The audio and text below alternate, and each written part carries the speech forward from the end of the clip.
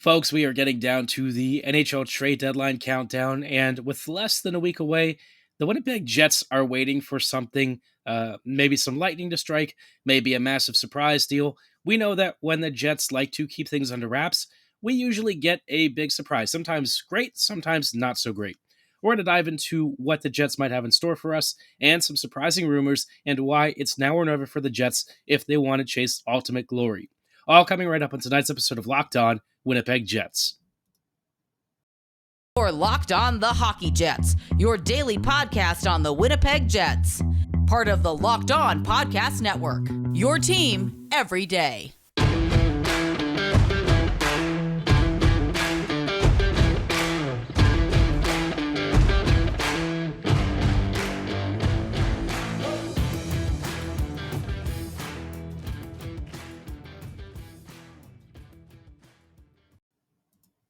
Hello, friends, and welcome to tonight's episode of Locked On Winnipeg Jets, part of the Locked On Podcast Network, your team every day.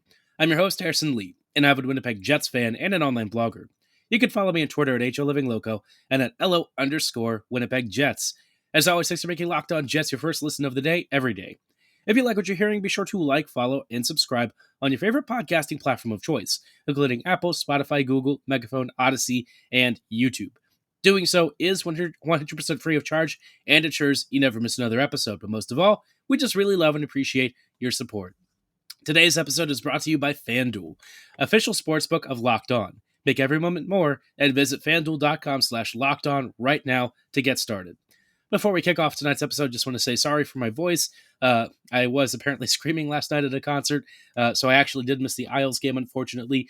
Apparently, I didn't miss that much. Jets really failed to score, which is kind of like a running theme with this team, and part of why we've been talking about the Jets really needing to push all the chips in. But if my voice sounds a little crackly tonight, also allergies are killing me right now, so apologies for that. But we're going to dive right into some really crazy stuff recently that's been talked about for the Jets, especially as the trade deadline is getting really close, right?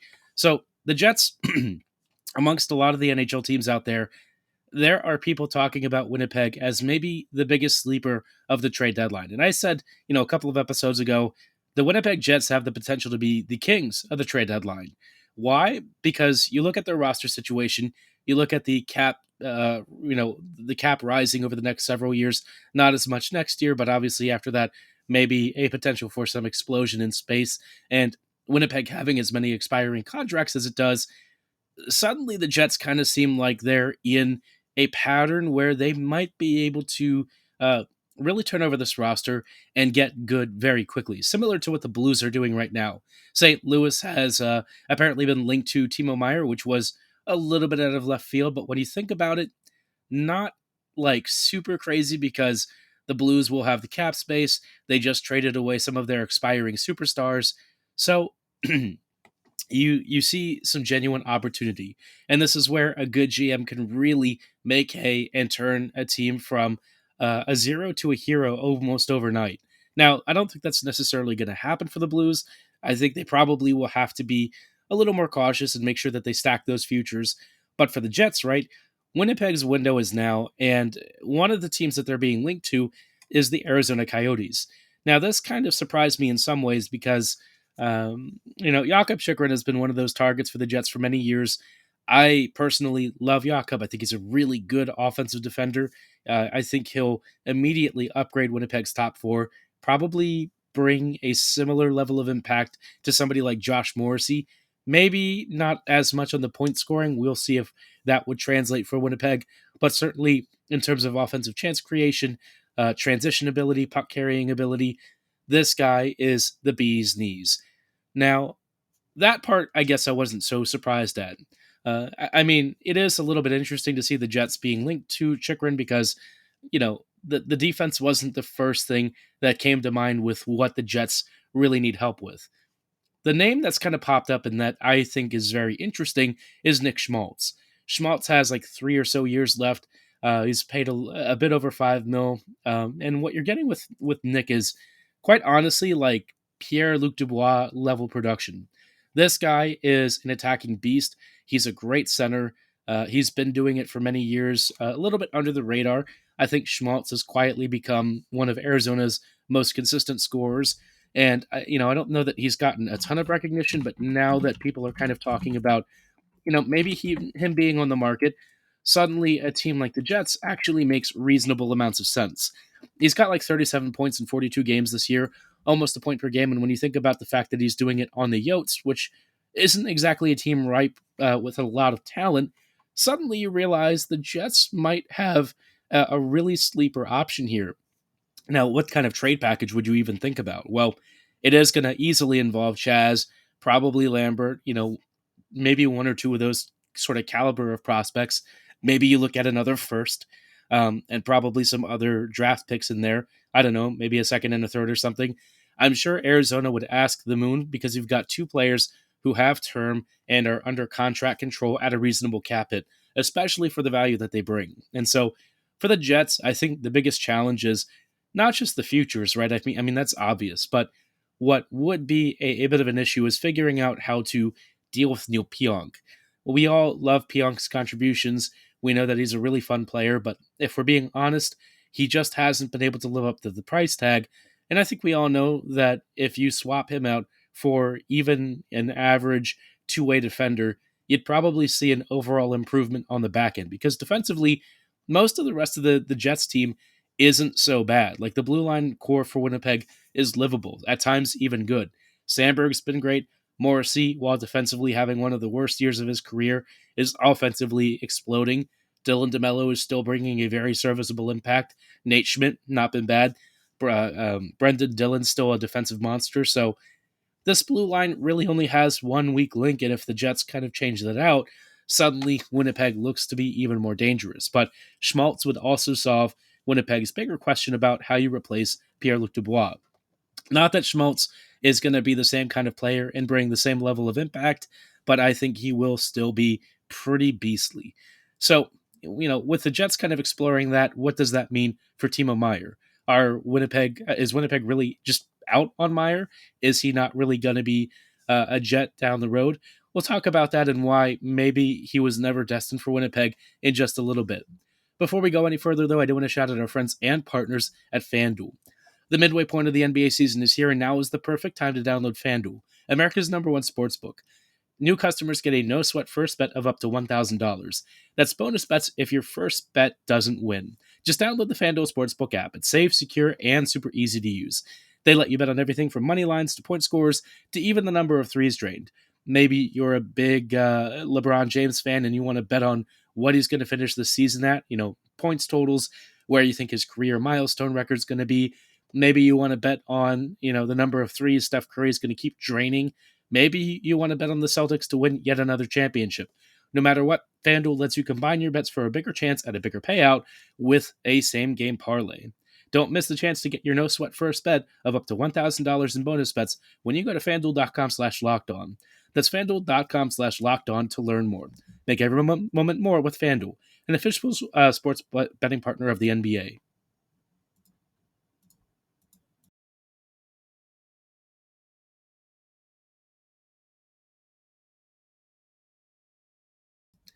Hello, friends, and welcome back to this episode of Locked On Winnipeg Jets, part of the Locked On Podcast Network, your team every day. Thanks for making Locked On Jets your first listen of the day, every day. We are continuing our discussion of the unfolding trade market around, the NHL and where the Jets have kind of found themselves sitting, because obviously Winnipeg is not one of those teams that I think is as aggressive at the trade deadline as a lot of other teams, and we've seen some very interesting moves recently. We just saw a huge one, Dmitry Orlov and Garnet Hathaway being traded to the Boston Bruins. In exchange, the Caps have gotten some big picks back, like a first rounder, a third rounder, and then like a second round from a future draft. I think Minnesota retains some salary, and of course, Craig Smith also going back to the Caps. But really, the biggest thing is Washington moving Orlov and Hathaway, two very important players, Orlov especially. So the trade market seems to be pretty crazy. Winnipeg, obviously, is going to be in the market to make some major moves. But the one that I think a lot of us were hoping for, Timo Meier, feels, I would say, increasingly distant. I was really hyped for Meier. I thought that maybe he would be the guy that the Jets could really rely upon, maybe be a bit of a franchise savior.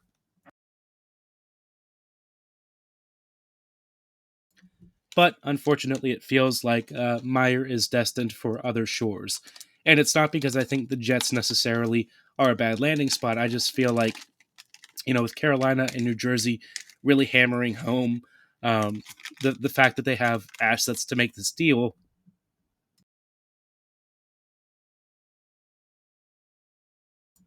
suddenly it feels like the Jets might be a little bit more on the outside looking in. Apologies for the skips. We're having a little bit of an allergy attack. But like I was saying, for the Jets, I think Winnipeg is going to make a very serious offer, but I feel like the number of links that we've had to Meyer, as well as the increasing discussion around Chychrun, Schmaltz, maybe even Lawson Krause, Nick Bugstad, other players like this, suddenly it feels like the Jets are kind of telling us in so many words they've seriously inquired about Meyer, and the price is just not at a level where the Jets feel comfortable, right? Because the single biggest thing with Meyer isn't so much the initial price tag, it's the extension process. And if the Jets feel like Meyer is not going to resign here, they're not going to trade for him. The only reason that you give up a Cole Perfetti, a Chaz Lucius, a Brad Lambert, it's because you're looking for more than just a rental. And if that's all Meyer sees himself being for the Jets, Winnipeg probably would be, I wouldn't say wise to walk away from it, but at least it's an understandable precaution. As a rental, I still love Timo Meier because then you can trade his rights if things really don't work out. But by the same token, I can also understand why maybe the Jets are a little bit more hesitant, especially if Chychrun and Schmaltz you could get at a similar price. Now, I think that trade package would obviously cost more to me. I think you're getting a really premium offensive blue liner and a great top six forward. So, for that much bang for your buck, especially with several years of term and a reasonable cap hit, I just feel like the Jets are going to have to pony up pretty big time. And I don't mind that so much, so long as the Jets are serious about contending within the next, I would say 2 to 3 years. I think, this window, as long as Hellebuck still remains elite and still is dominant in his, current form, you have to really go for it. I've said it before. I mean, for the Jets, this is probably one of the most important seasons in recent memory, which I know sometimes I've said in other years, but this one especially with the new coaching staff, no Paul Maurice, a new assistant coaching staff, and Connor Hellebuck putting on a Vesna level season. Suddenly you look at the next 2 years and the fact that the Jets are going to be losing a lot of players to free agency or having to sign really big contract extensions that's going to eat up cap space. Winnipeg only has a couple of years of flexibility here where they can do some damage at the trade deadline and really make some acquisitions. So, like I said at the top of the episode, for Winnipeg, it really is now or never. This is kind of, for me, the season where if Shoveldayoff really wants to cement his legacy with this Jets team and show that he's serious about turning Winnipeg from a team that's generally been positioned as a mid-table, sometimes even bottom feeder team, this is the most important March 1st ever for the Jets. And 1 year we got Paul Stastny. That was an amazing surprise. Do I think we're going to have another big surprise? I don't know. I suspect whatever happens will probably be telegraphed in advance. But, for the Jets, this is a critical time, and we'll dive into some other players the Jets might be after in just a little bit.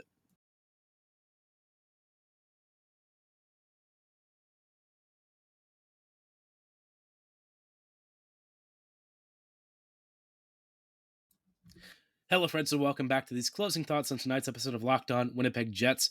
We're just wrapping up really quickly with some final thoughts on players the Jets might be pursuing, maybe not players that I would necessarily pick, but I wouldn't be shocked if the Jets were after them.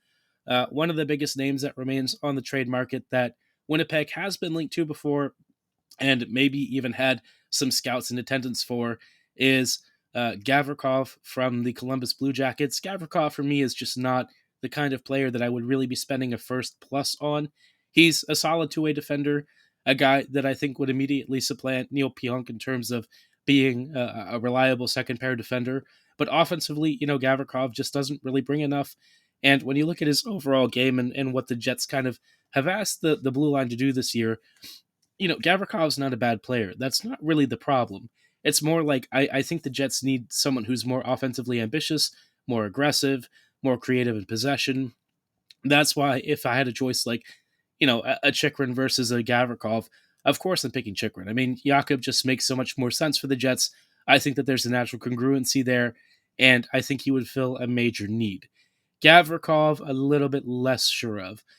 Can't say I'm a huge fan of trading for a player who, might be a more modest upgrade on the second pairing, and most likely would end up on the third pairing anyways, especially for the price that the Blue Jackets are asking, which to me, for what he brings, is pretty extortionate. Not surprised. Maybe we overvalue draft picks and all, but given that, I still think Gavrikov's price just doesn't really track with what the Jets should be willing to give up for a player who can move the needle. Luke Schenn apparently is also on the verge of being traded, and I was kind of okay with Schenn. I thought he would have been fine as like a third pairing defender for the Jets, maybe even a second pairing guy if Pionk got moved and Schenn came in instead. But I don't think Schenn's actually coming to the Jets. It doesn't seem like that is necessarily the move. I don't know what it is, but I'm starting to think this whole Chychrun and Schmaltz thing, with a number of people that have picked up on it and are continually talking about it in the media, I'm starting to think the Jets are tipping their hand as to what they're really interested in. But then again, the Jets have often done this, and like what was it, Brassard that one year from the Sens, and then Brassard went to the Knights, and the Jets instead got Paul Stastny within hours. So maybe Winnipeg is doing a bit of gamesmanship here. Maybe their true objective is somebody else. I don't really know for certain, but what I can tell you is that I am somewhat nervous, but also very excited. I think this trade deadline could be really transformative for the franchise. This could be a year that will really write down in the Jets' history books as something where, for the first time, maybe Winnipeg can really put itself on the map. The initial cup run for the cup that fell short against Vegas, Winnipeg ended up kind of getting relegated to a footnote, even though they were the best team in the league that year, thanks to the Knights just being a truly special story, and then the Caps finally busting their cup curse. Winnipeg kind of got, screwed a little bit, which is crazy because the Jets had never had a team that good. We haven't seen a Jets team that good since then, and it really sucks because that Jets team was one of the best teams of the last 10 to 15 years to not win a cup. So I guess we own some pretty fun distinctions. We always seem to have, milestone career markers for other players. I guess for the Jets, the career milestone is best team to not win a cup. But, all that said, it is what it is. Hockey is a game of chaos and storylines. And maybe after March 1st, the Jets are going to have their own Cinderella story to write. But it is going to take some more action from the front office. And I suspect that there will be some heartache and pain ahead for us Jets fans who are attached to prospects or maybe even some fan favorite players. Let me know in the comments below which players you really don't want to see the Jets let go. Maybe it's Cole Perfetti, maybe it's Chaz Lucius or Brad Lambert. Tell me who you would, tolerate these trades for and what you think Winnipeg will do in just a couple of days. Do you think they'll actually jump the gun? Personally, I'm thinking Winnipeg is going to try and hold out for as long as possible to maybe negotiate a lower price.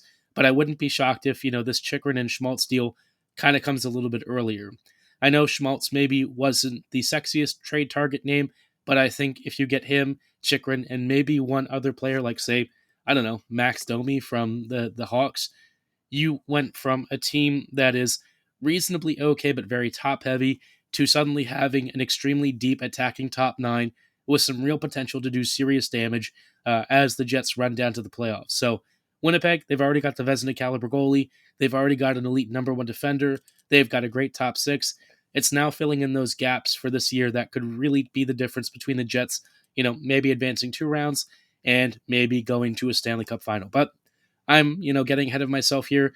We still have a few days left before, and I will update you with all of the coverage and analysis as the Jets start to make their trades and acquisitions. But for tonight's episode, that is going to be all the time that we have. Thank you so much for making Locked On Jets your first listen of the day, every day. We will be back here tomorrow with maybe some game recaps and stuff. I haven't gotten a chance to watch the Isles game, so maybe I'll dive into that footage and see what I can find. But like I said, for tonight's episode, that is going to be all the time that we have. Thanks so much for listening and making us your first listen of the day every day. We will see you here back tomorrow. And as always, thanks for listening. Have a great night and go Jets go.